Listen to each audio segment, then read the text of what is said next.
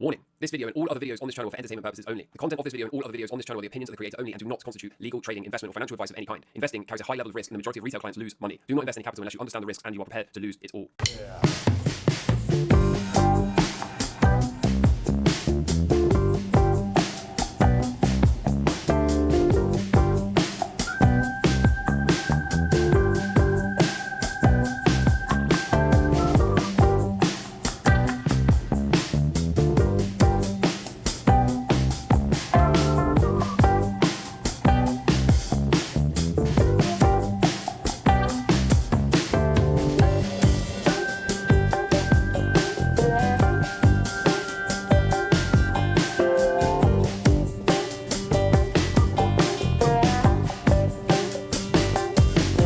Right, hello and welcome to Camel Finance. I'm your boy Camel, your double hump daddy, and today is Monday, so welcome to Monday, welcome to the week. Today, I've got a few things I want to cover, okay? I'm going to call this Wacky Ideas Monday, and you're soon going to see why, okay? I'm going to quickly touch on CPI, but I'm going to come back and do that tomorrow in detail, okay? I have also got some insane charts to show you at the end of the day, okay? One is not mine, and one is mine. So I'm going to show you those, and believe me, they are going to blow your mind, especially if you know exactly what you're looking at. I've also got 3 chart requests that I owe some people, and I keep forgetting to do, so I'm going to put those right at the very end. So if you're one of those 3 people that requested a chart, it will be at the very end after the conclusions. So of course, the big focus of this week is going to be the CPI. Okay, we are expecting PPI to come out on Tuesday, this time ahead of CPI. We're expecting softer core, and we're expecting CPI data to come out on Wednesday. It's going to be really, really interesting to see if this sticky inflation narrative continues to proliferate. And what's really, really interesting about this week's CPI is that, as they often do, they manipulate this data, right? They take things in and out of the basket in order to produce a number that they want. But what's super interesting about this week's CPI is they have removed coffee from the index, okay? Coffee underwent significant price increases of late, and they've decided to pull it. So coffee has been taken out of the CPI basket, which for the first time in a while, in my humble opinion, sets the stage to see a lower or less sticky inflation print. And then, of course, the big question is, does the lower CPI print and PPI print, particularly core PPI, which is the Fed's preferred inflation metric, if that shows up, okay, does that impact the current probabilities of seeing rate cuts? Do we see rate cuts put back on the table? Do we see more cuts put back on the table for this year? And again, all of this very much goes against the mainstream and the retail narrative, which is that inflation is sticky, there's no sign of cuts anytime soon. Meanwhile, the ECB is perhaps thinking about cutting, taking a page out of the Swiss National Bank's rate cutting book. So as I said, I'm going to do the CPI stuff in more detail tomorrow. I'm also going to be, of course, keeping an eye on this thing in real time. We're going to be dealing with the PPI data and the CPI data as it comes out. But one thing I do know for sure is it is going to be a very interesting week. And now, as promised, okay, I said this was going to be a Wacky Ideas Monday. So just hear me out, okay? Just hear me out. Because I'm not saying it's Sunspots, right? But it's Sunspots. Now, this is something we've been keeping an eye on this channel. This is certainly something I consider to be wacky. Tony the Bull has been, as far as I'm aware, the sunspot pioneer, the solar cycle pioneer. Matt Armstrong has some work on this from many, many years ago. But the idea is that markets potentially are looking to set up a top in line with the sunspots. And so again, I'm not saying it's sunspots, okay, but I'm going to make the case that there might be more to this than you think. So the solar cycle, as you can see, is projected to top in the not too distant future. And of course, this just so happens to be occurring whilst we are apparently setting a blow-off top in the stock market. Now, there's still some more work to do. This could certainly be invalidated in the meantime. But if we continue to see acceleration and a third angle set, perhaps on lower CPI and PPI data and the market looking ahead to front run the rate cuts, which I've been speculating the whole time will be possibly a top marker in line with this white text right here above the peak. There certainly seems to be an alignment here. If you're in doubt, please stick around, because I've also shown this before, right? The sunspots in orange also seem to occur with spikes in the unemployment rate. Of course, if you've been watching the weekend's deep dive, you've been following the channel for any length of time at all, you know we've been keeping a close eye on the unemployment rate. We've been seeing it slowly but surely tick up. We've been seeing the SAM recession rule indicator start to flash because of the rise in U3 unemployment. And also the way we've been tracking the data suggests that as we get to next month and we include the April print in the SAM recession rule, it's probably going to be full-blown triggered across the board because of the spikes in unemployment. And of course, at the hard right edge, as we start to approach the top of these solar sunspot cycles, we also just so happen to be seeing a spike up, or at least a turn up in the short to medium term. along with all of this, we're also seeing that, historically speaking, more often than not, recessions and depressions occur just after the peaks of the solar sunspot cycles. And again, when I look at this kind of thing, I understand, right? There are some people that take this for gospel. There are some people that are absolutely convinced the sun is driving the markets. I tend to fall in the category of people that wonders if correlation actually equals causation. I've shown this before, okay, in red, the number of people that drown by falling into a pool versus in black, the films Nicolas Cage appeared in. There are other similar ones, okay, like the number of deaths from becoming entangled in bed sheets versus the per capita cheese consumption, money spent on pets in the US versus people that died falling down the stairs, and of course, ice cream sales versus shark attacks. Now that I think about it, if you eat ice cream, does that imply you spend more time on the beach? And the beach is where shark lives? Maybe. I don't know. But again, look, I'm not saying it's sunspots, okay? But it's hard to argue with the charts when you overlay them. The objective reality of where we are today is, as we approach the peak of this sunspot cycle, we also just so happen to be setting, or potentially looking to set, a parabolic blow off top, which of course, historically speaking, does not continue up forever. When we look at this data for the recessions, it just tells us that more often than not, you'd be correct, okay? Whether it's right or wrong, more often than not, if you'd have used this, you would have been correct. And like I said, we're also seeing this spike in unemployment, exactly where we would have expected to see it pertaining to the solar cycles. This is just the reality. This is just what we're looking at. Again, I'm not saying that one causes the other, but I am saying it's hard to get away from the fact that these things do seem to line up. With all of that said, I drew kind of a wacky conclusion the last time I covered this. Slowly but surely, this is all kind of feeding into this narrative that something is going to show up, something is going to prevent them from printing, and that will catch a lot of people off guard because everyone is so sure that we're never going to have another recession. They're just going to print like they did in C19 plunge, and everything's just going to keep happening the same way.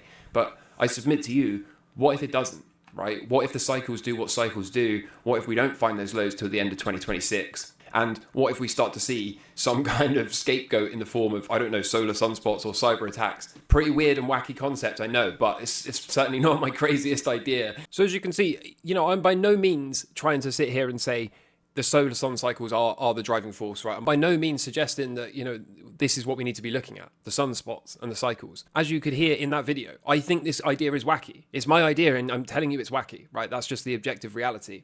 But at the same time, I have been long speculating that something will show up, perhaps a cyber attack, okay? And that perhaps will stop them printing or will interfere with their ability to buoy the markets. That's in the charts, as I'm going to show you in a minute. And again, when we were making this video a few weeks ago, quite a few people were commenting things like this guy's mental, he's been smoking crack in the morning again, all of that. And I get it, right? I absolutely get it. I get it. I certainly could have been smoking crack to come up with this kind of video. But since then, it's starting to get a little bit more interesting because right on schedule, the sun is currently undergoing a major geomagnetic solar storm. It's the biggest in a long time, and Elon Musk is even tweeting about this, saying the Starlink satellites are under a lot of pressure. So far, they're holding up, right? But again, it fits into this idea that we may well see a cyber attack. We may well see them blame the solar storms for knocking out communications. And again, it sounds wacky, but that was only until May 10th, when people started tagging me all over the place on Twitter, right? The US government has just issued the first geomagnetic storm watch in around 20 years. And it's been warning Americans that solar activity could knock out communications and GPS systems.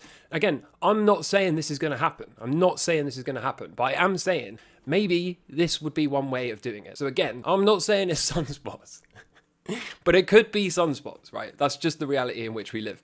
And then when we start to bring it back down to a more realistic or real world approach, when we start to look at some charts, shout out to Capitalize, by the way, fantastic chart, really, really like this one. I want to first draw your attention to what I believe is a MACD oscillator down the bottom, okay? You see we get a top and it trends all the way down to oversold before reversing. During that downtrend in the MACD, in the oscillator, we get a sideways period of around 16 years. Okay, 16 years for the S&P because these are 12-month candles. Then again, we see the peak in the oscillator, a downtrend all the way to oversold conditions before it can reverse the other way, and we get another 16-year sideways period. Again, 65 to 1980, we get about 14 years of sideways consolidation whilst this oscillator resets itself. Again here, we see the oscillator reset itself, and we get another 14 odd years of sideways, which begs the question, doesn't it?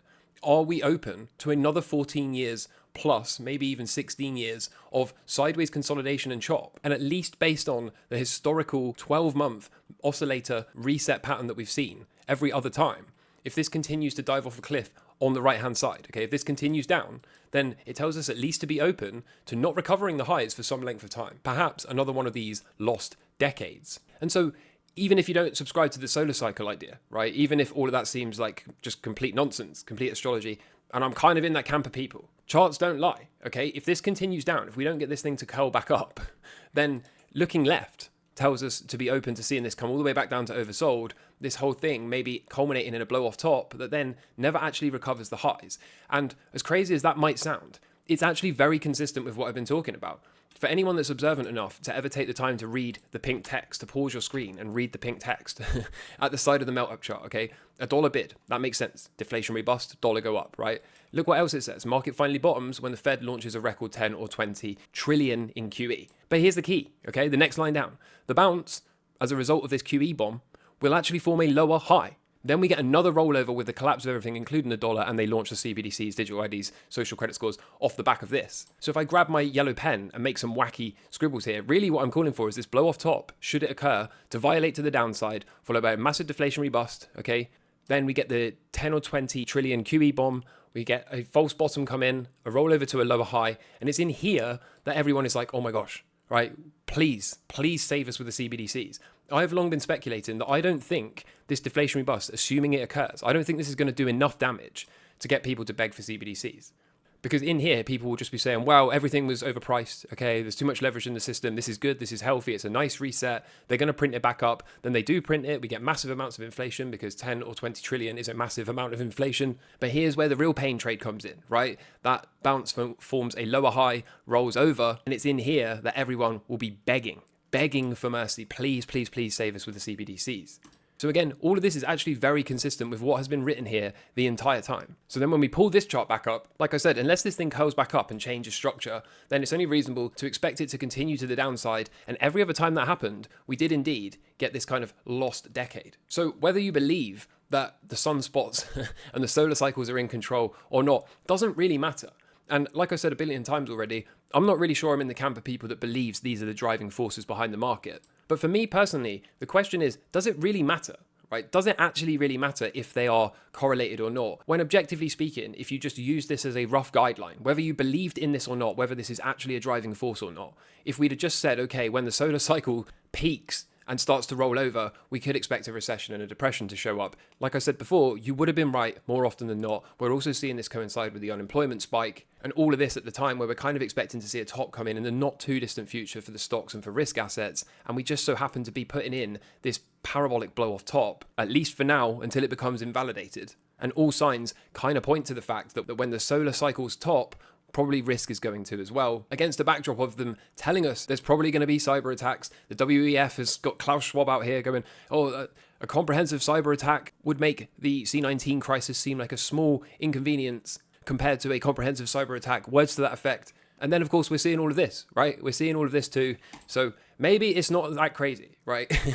Again, the charts don't lie, and at least for now, they've got some work to do. Otherwise, we do have to be open to seeing that lower high. And I would also speculate that, it's in here, later in the decade, that they would actually have the grounds to say, okay, the system's fully broken, the printing didn't work this time around, inflation is absolutely out of control, no one can afford to eat, now it's time for the CBDCs. So, what a wild time to be alive. Of course, the positive news is, in the more short to medium term, we seem to have scope for more upside in both the stock market and cryptocurrency, and frankly in a bunch of other asset classes too. As promised at the start, I've got a couple of insane charts to show you. The first one is much more short term, okay? And we need to pay credit where credit is due because this is, I believe, pioneered by Rickus. So shout out to Rickus for this. What we have at the top is the BLX, okay? Bitcoin in orange. And these candlesticks are copper divided by gold times by the Chinese bond yield index divided by the dollar index, the DXY. So before we can understand this chart, we first need to understand what is going on here. So the copper to gold ratio, this is the first component of this ticker, compares the price with copper to the price of gold. So copper is often seen as an indicator of economic activity due to its extensive use in construction and manufacturing. Gold, on the other hand, is considered a safe haven asset. The ratio between these two metals can provide insights into economic trends, with a rising ratio potentially indicating economic expansion, since the demand for copper rises when economic activity is rising as well. Or if this ratio is falling, it would indicate that there is risk aversion here, since gold is outperforming and people are seeking safe haven versus copper. Then the second part of this crazy ticker is the Chinese bond yield index, which reflects the yields on the Chinese bonds. Since bond yields are influenced by various factors including inflation, expectations, monetary policy, and the overall market sentiment towards a country's economic health, changes in the bond yield can signal shifts in market sentiment and expectation regarding economic growth and inflation in China. And then, of course, the last component is the dollar index, the DXY, which of course measures the dollar against a basket of other major currencies. And of course, movements in the dollar index reflect changes in the relative strength of the dollar compared to the other major currencies such as the euro, yen, and the pound. So when we have this crazy ticker, okay, copper to gold times by these Chinese bonds divided by the dollar basket, it suggests that the ratio of copper to gold is increasing, which indicates optimism about economic growth. It also indicates Chinese bond yields are rising, which could signal confidence in the Chinese economy. And it also means the US dollar is likely strengthening relative to other currencies, which may reflect positive sentiment towards the US economy or a flight to safety. And of course, conversely, if the ticker was going down, it would imply that people were seeking a risk-off asset in the form of gold versus copper, possibly signaling concerns about economic growth or increased risk aversion. It would also imply that Chinese bond yields are falling, which might indicate pessimism about the Chinese economy or expectations of lower inflation. And it would also say that the dollar was weakening against other currencies, suggesting decreased confidence in the US economy or a move away from safe haven assets. So overall, we can view this ratio as a composite index that provides a nuanced view of global economic conditions, incorporating factors such as industrial activity, inflation expectations, and currency movements. And said in the simplest form possible, when this candlestick chart, this crazy ticker right here, moves higher, it implies that we're going to have expanding economic conditions and risk assets move higher. Conversely, when it moves down, it implies that we're going to have a risk-off moment, perhaps coinciding with a slowdown in economic growth. And so with all that said, let's take a look at the history of what happens when this crazy ticker over here breaks out. You can see we got a breakout here, and that lined up perfectly with Bitcoin doing Bitcoin things. The second time this thing broke out, right here, that lined up perfectly with Bitcoin doing Bitcoin things. It was the same deal on this breakout right here, which lined up perfectly with Bitcoin doing Bitcoin things. And now at the hard right edge, we have this crazy ticker breaking out, telling us to keep an open mind about seeing Bitcoin do Bitcoin things once more. All of this, again, feeds into this idea that there is more gas left in this goose, at least until we get to the top of this solar sunspot cycle. And as if that's not enough, for those of you familiar with cycles, for those of you familiar with the kind of cycles that I trade, you are going to love this next chart. So the first thing I want to point out, okay, is the blue arrows denote the weekly cycle lows. What do you notice here if I do this, okay? First weekly cycle, second weekly cycle, third weekly cycle, fourth weekly cycle. Okay, the cycle traders amongst us, the people familiar with the ideas, should already see what I'm about to do, okay? For anyone else, before I do this, it's important to understand a textbook larger degree cycle is typically comprised of 4 smaller degree cycles.